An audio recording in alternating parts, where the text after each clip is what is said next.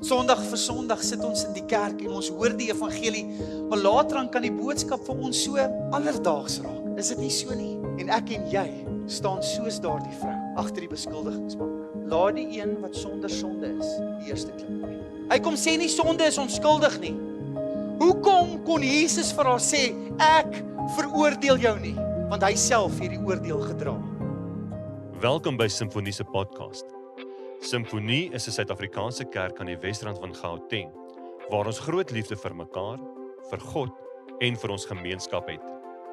In ooreenstemming met 2 Timoteus 3 vers 16, glo ons die Bybel is geïnspireer deur God en is bruikbaar vir lering en regstelling, sodat die kinders van God voorbereid sal wees om in die waarheid elke goeie werk uit te kan voer.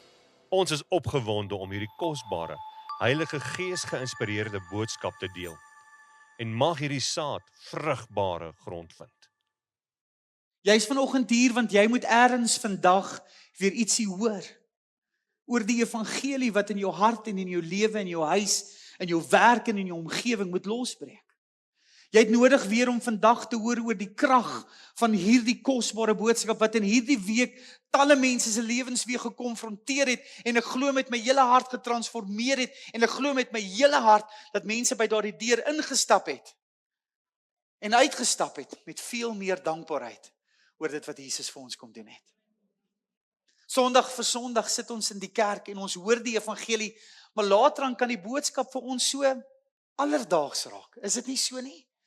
Maar in hierdie oggend is ons weer by mekaar om in verwondering te staan oor een persoon. En sy naam is Jesus. Halleluja. Sy naam is Jesus.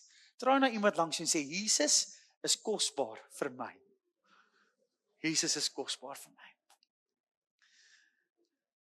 Vanoggend wil ek met jou praat oor die tema vrygemaak en ek gaan oor 'n storie in Johannes 8 gesels en dis van Johannes 8 vers 1 tot 11 en dis oor die vrou wat op heterdaad betrap was as sy egbreek gepleeg het en die fariseërs het gekom om haar te oordeel, maar Jesus tree tussen beide en ons kyk hoe hierdie verhaal afspeel en wat wil Jesus vanoggend vir jou en my deel hierdie verhaal sê.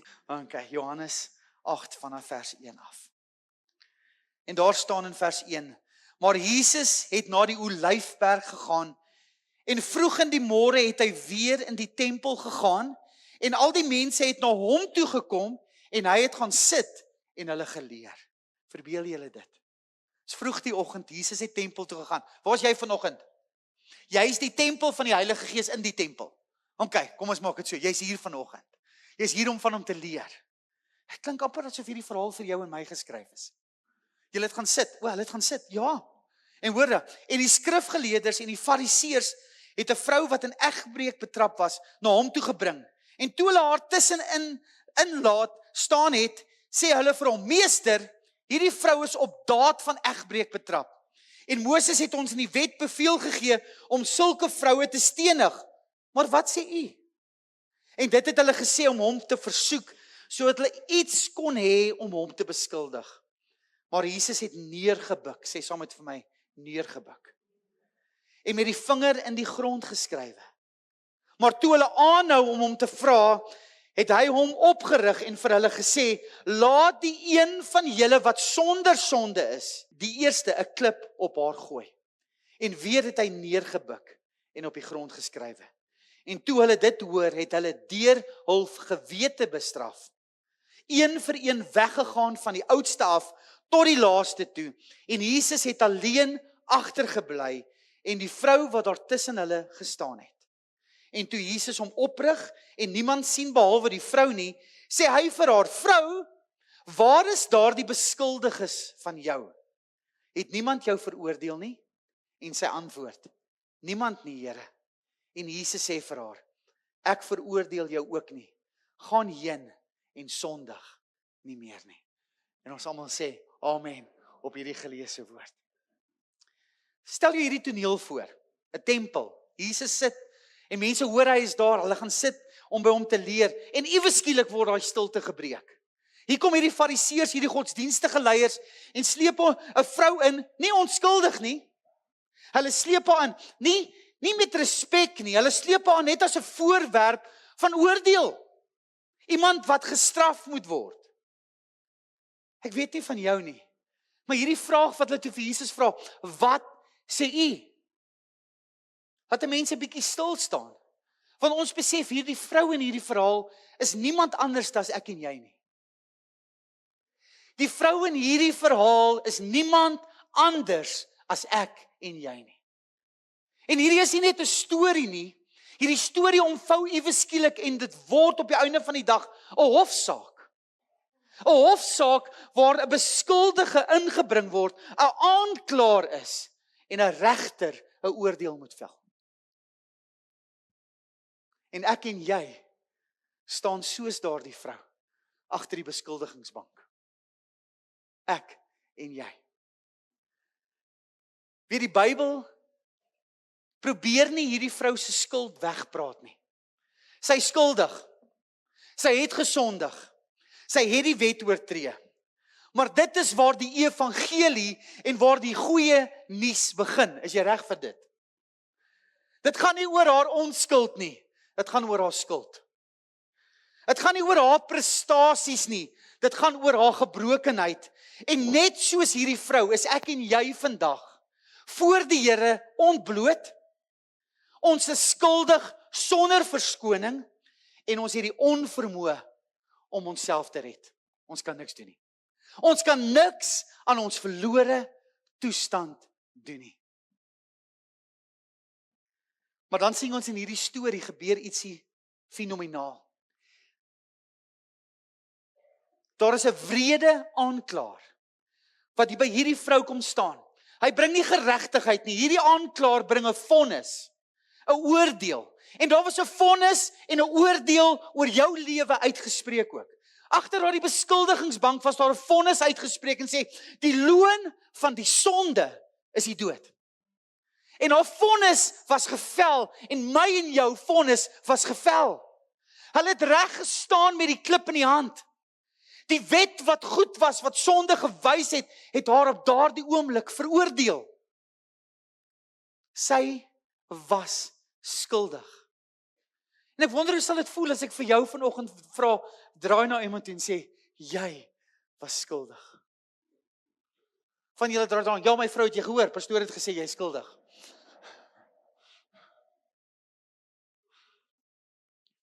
Maar skuld is darem maar 'n swaar las om te dra, is dit nie so nie? Ons sien Judas, nadat hy Jesus verraai het, vat hy daardie muntstukke terug. Iewes skielik hierdie 30 silwer muntstukke, sy gewig is iewes skielik so swaar. Hy kan dit selfs nie dra nie. En so het sonde altyd 'n prys. En die loon van die sonde was die dood.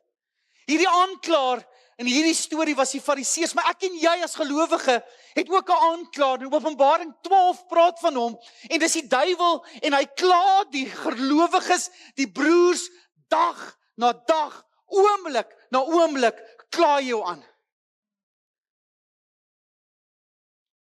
Wanneer ons na die Fariseërs kyk, het hulle die wet in hulle hand gehou. En dit was eintlik maar die klip. Hulle het die waarheid gebruik. Ja, sy was skuldig, maar sonder liefde. Maar so kom die aanklaer by jou ook staan, telke male. Herinner hy jou aan jou verlede. Hy herinner jou aan jou foute. En die aanklaer kom staan by jou en hy sê, jy is skuldig. Hy kom sê vir jou, jy verdien oordeel.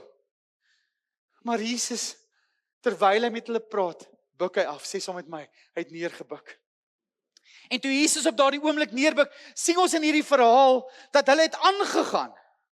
Hulle het aanhou om hom te vra. Is dit nie maar hoe die aanklaer is nie? Hy kom klop gereeld by jou deur. Hy wil gereeld 'n vonnis kom vel oor jou lewe. Hy wil gereeld aan jou verlede herinner. Hy wil gereeld vir jou kom sê, jy het 'n fout gemaak. Jy het droog gemaak. Jy sondig. Jy verdien nie hierdie liefde nie. Maar hierdie koning Jesus, toe hy neerbuk, Dawie, toe word die aanklaer se stem stil. Halleluja, jy het 'n verkeerde plek vergeet om te sê halleluja. Ek gaan dit weer sê en kom ons kyk of jy dit reg het. OK, Dawie, toe Jesus gebuk het by daardie vrou, het hy die aanklaer se stem stil gemaak. Halleluja. Dis amper asof jy nie 'n dankbaarheid het nie, want hier staan die advokaat, hulle is daar so die beskuldiger. Hy kom sê jy is skuldig. En jy's tevrede om daardie stem te hoor. Jy's tevrede om daardie aanklag te hoor. Maar Jesus kom en sê, ek maak daardie aanklaer se stem stil oor jou lewe. Hy maak daardie aanklaer se stem stil oor jou lewe. En iets fenomenaal gebeur op daardie oomblik. Jesus antwoord hulle nie. Hy argumenteer nie. Hy gee nie antwoorde nie. Ons is maar so. Maar Here, as gevolg van hulle. Is daai selfregverdigende aspek van ons, nê? Almal is skuldig behalwe ek. Romeine 3 is eerlik as hy sê almal van ons het gesondig en ontbreek van die heerlikheid van God.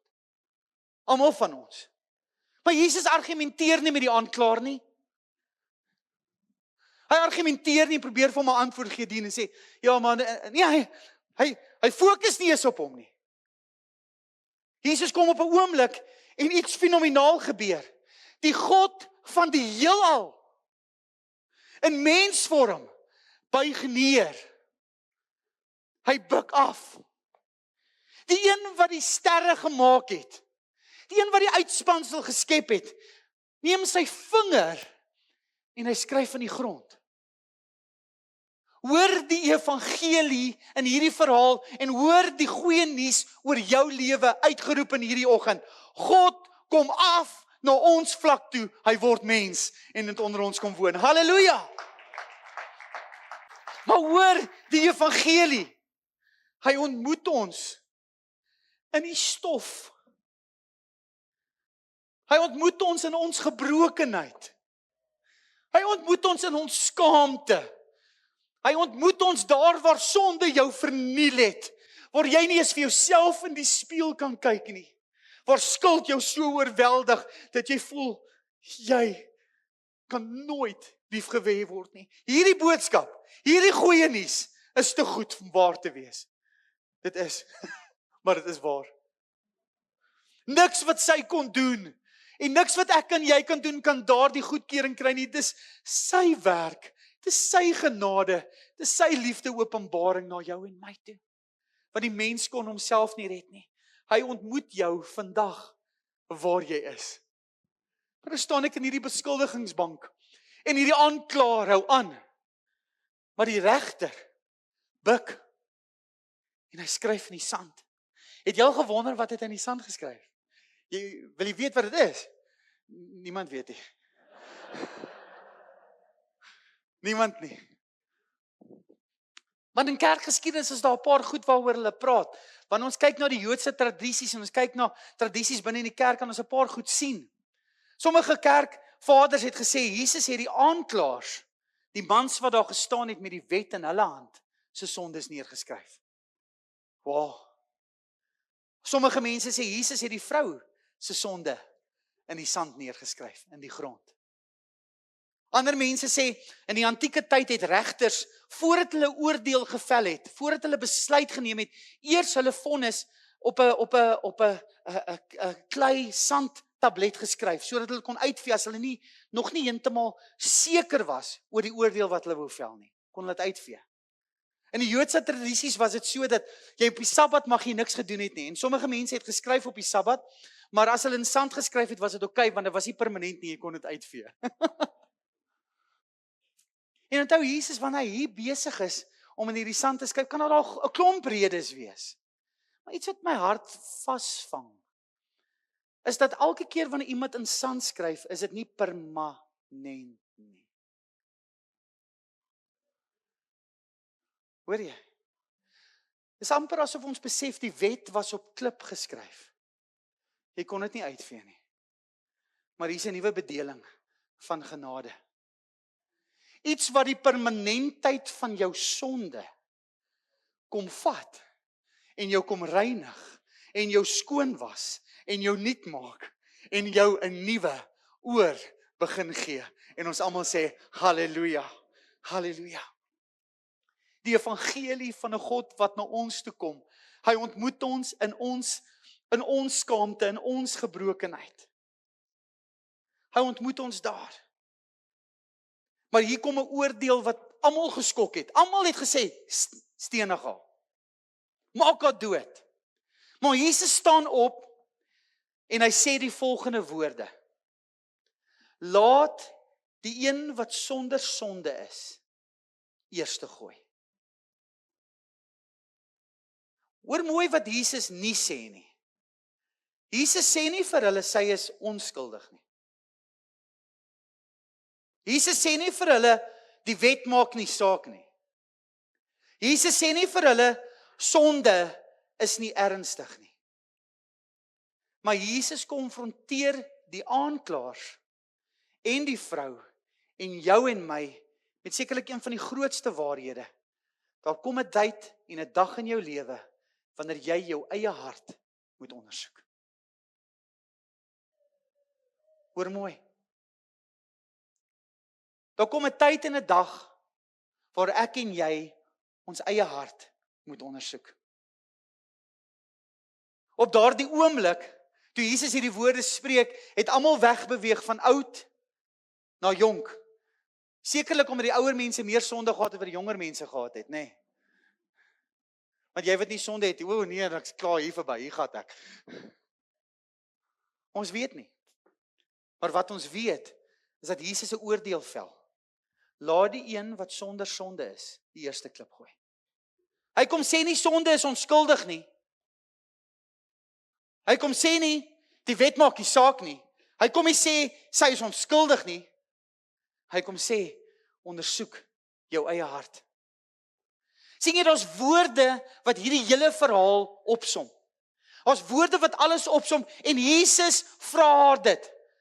Hy vra haar, waar is jou beskuldiger? En ek wil jou vra, kind van God, waar is jou beskuldiger? Waar is hy? Waar is jou beskuldiger? Het niemand jou veroordeel nie? En sy antwoord, niemand nie, Here. En dan kom die mooiste sin in hierdie verhaal na vore. Ek veroordeel jou ook nie. Gaan en sondig nie meer nie. Hier's twee mooi dele van die evangelie wat so saamgevat word. Die vergifnis van God wat ek en jy ontvang. Dit is genade, dit is vryspraak. Dis die kruis se werk in jou en my lewe. Maar dan ook hierdie oproep na geregtigheid en heiligmaking. Hy sê gaan en sondig nie meer nie. Nie omdat jy vergifnis verdien het nie. Hoor mooi, maar omdat jy reeds vergewe is. Halleluja. En iets gebeur fenomenaal op daardie oomblik. Genade ontmoet daardie vrou. En dit is wat genade doen. Genade transformeer. Genade maak jou nuut. Genade roep jou om anders te leef. En wanneer ek na hierdie verhaal kyk, besef ek baie van ons kom op 'n plek in ons lewe waar ons skuldig voel. Maar skuldgevoel is nie bekering nie. Skuldgevoel is waar ek en jy oortuig word van dinge in ons lewe en ons moet regmaak. Maar wanneer ek en jy by 'n plek kom van bekering, dan sê ons glo in die werk van Jesus Christus aan die kruis. Ons glo dat hy uit die dood uit opgestaan het. En dit is waar genade my geloof dan ontmoet. En omdat genade my daar ontmoet, word ek getransformeer. Genade kyk nie sonde oor nie. Genade het gesterf vir jou sonde. En wanneer ek en jy na Johannes 8 kyk en ons kyk hierdie vroutjie, is dit ek en jy wat daar staan.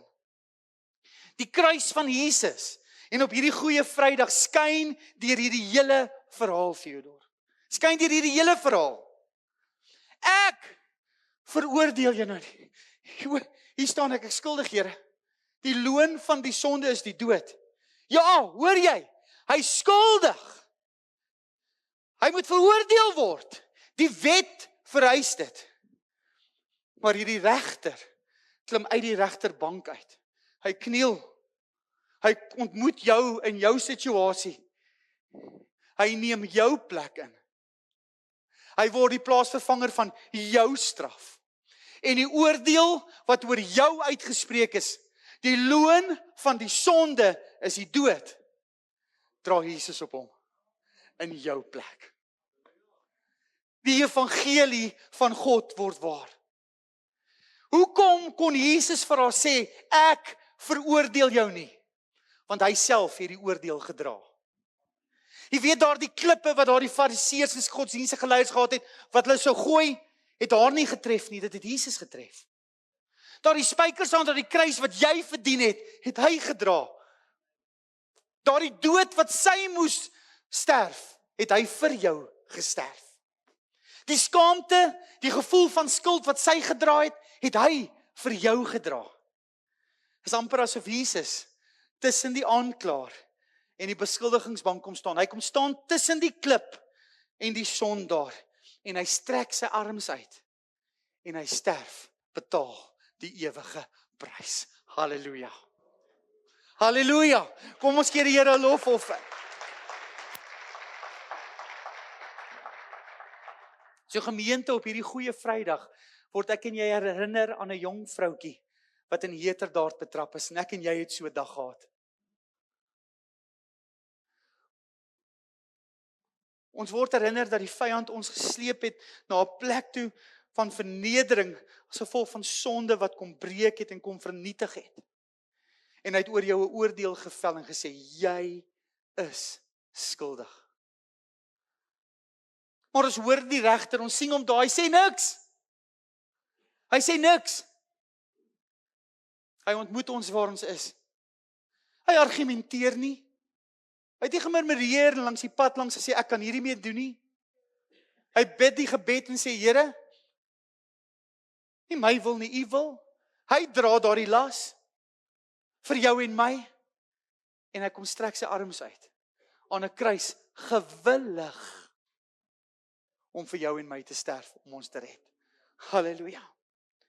So het herinner ons is skuldig, maar die kruis sê, ons is vergewe. Dit herinner ons, daar is 'n aanklaer, maar sy stem, hoor mooi jong man, die aanklaer se stem is stilgemaak. Stilgemaak oor jou lewe. Stilgemaak oor jou toekoms. Stilgemaak wat iemand in anders het oor jou lewe uitgeroep en hy het gesê, daar's lewe. En sy naam was Jesus. Die aanklaer se stem oor jou lewe het stil geword. Maar Jesus, die plaasvervanger, die regter, word my redder. En daarom sê hy vandag vir jou, waar is jou aanklaers? Waar is die mense wat jou beskuldig? Is hulle nie meer hier nie? Is daar enige iemand wat jou veroordeel? En dan kom staan ek en jy by die kruis. Sê, niemand nie, Here. Niemand nie, Here. Niemand nie, Here. En dan sê Jesus oor jou, gaan, jy is nie meer veroordeel nie. Gaan en sondig nie meer nie. En van daardie dag af loop ek en jy in die oorwinning wat alleenlik deur Jesus bewerk is. En ons almal sê, amen. Sien jy, daardie klippe het geval. Daardie skaamte en skuld het gegaan. Die aanklaer het stil geword. Want genade het ons ontmoet en dit het ons verander. En ons almal sê, halleluja. Jy is vrygemaak. Halleluja en amen. Mag hierdie kosbare woord van Pastor Jacques jou help om 'n helder lig vir Jesus in die wêreld te wees. En mag die Heilige Gees jou herinner aan sy woord, sodat jy voorberei sal wees vir elke goeie werk.